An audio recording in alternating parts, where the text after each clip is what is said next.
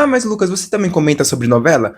Qual parte de Multifandom você não entendeu, meu querido, minha querida? Mas antes da gente começar a conversar sobre Quem Ama Cuida, a nova novela das 9, eu quero falar um pouco sobre o que eu achei de Três Graças, que foi a última novela que acabou na semana passada. Aliás, como vocês podem perceber, o meu cenário mudou por motivos de esse pequeno cachorrinho aqui que está aparecendo na câmera. Precisava de uma cama mais quentinha, então eu acabei dando o sofá pra ela ficar mais confortável.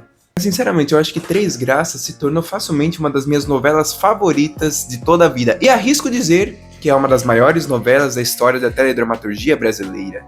Pra mim, Três Graças já chegou impactando muito porque, em quesitos técnicos, ela tinha um jogo de câmera, uma nuance de arte visual, uma fotografia muito bonita e muito carismática, o que só agregava ainda mais no tom que a novela queria trazer pra gente. Uma história que era assim muito divertida, muito gostosa de assistir, mas que ao mesmo tempo trazia assuntos mas tão profundos que quando a gente percebia o que estava rolando era um tapa na nossa cara. Em tempos de pseudo-filosofia da pílula vermelha, eu acho que Três Graças é um grande baque para todo mundo que acreditava no que aqueles caras pregavam. Porque Três Graças apresentou uma trama onde grande parte dos homens são uma porcaria. Ah, mas Lucas, isso é ruim. Não, porque essa é a realidade do Brasil, grande parte dos homens são uma porcaria. Nós tivemos tanto o Joaquim quanto o Raul que abandonaram suas famílias por causa dos seus próprios problemas internos, sendo que esses problemas teriam sido super bem resolvidos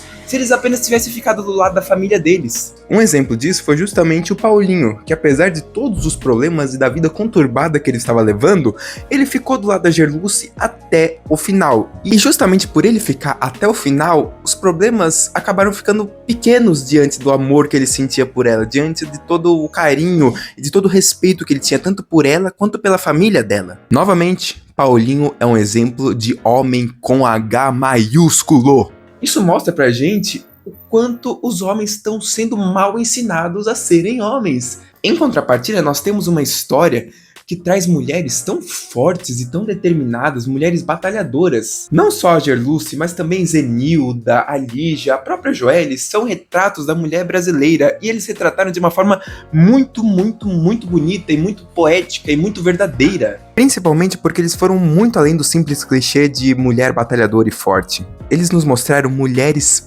fortes e independentes, que não necessitam de um homem para viver a própria vida e para fazer o próprio destino. Mulheres fortes, tanto fisicamente quanto emocionalmente. Jogam na cara da sociedade que elas não precisam de um falso cavalheirismo ou da sua piedade para existir. Elas podem ser muito bem donas do próprio nariz. Claro que nós mascaramos, entre aspas, um pouco com a arte da novela, porque é uma novela, mas, cara, eles fizeram de uma forma tão profunda e tão bruta até, porque eles mostraram a realidade nua e crua. Isso sem falar nas outras subtramas dessa novela, o que dizer de Louquinha?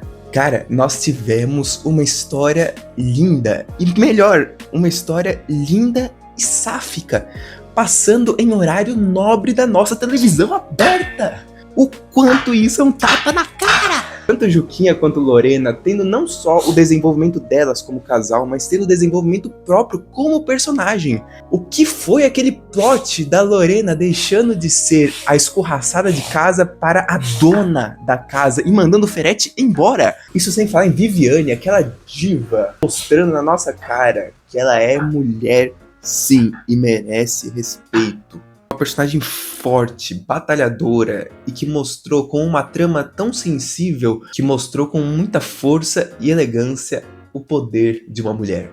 E o que falar dos vilões, meus queridos? Ferete era o famoso personagem que a gente amava odiar. Um personagem hediondo, que cometia crimes a rodo, mas que não deixava de ter o seu pingo de carisma. Confesso que eu tava esperando que o Ferete fosse no último capítulo. Eu realmente queria que ele último capítulo, mas ver ele enlouquecendo na prisão realmente foi um belo suco de um toma bem feito. O que falar de Arminda, meus queridos? Aquela vilã que a gente reza pra aparecer nas novelas. Cínica, divertida, carismática, empolgante. Ela traz a ideia da vilã com aquele seu toque de sadismo, de se sentir superior. E o final, meus amigos, o final! Aquela mulher conseguiu deixar eu de boca aberta no momento que ela tava caindo da escada e ela fala: vocês achavam que eu ia dar esse gostinho pra vocês, né? Nananina não. Surpreendente, cara. Foi surpreendente, um toque de mestre na escrita dessa novela. Confesso que teve alguns pontos que eu ainda queria saber mais, tipo o Bagdá. Eu queria entender um pouco mais da história do Bagdá. Inclusive,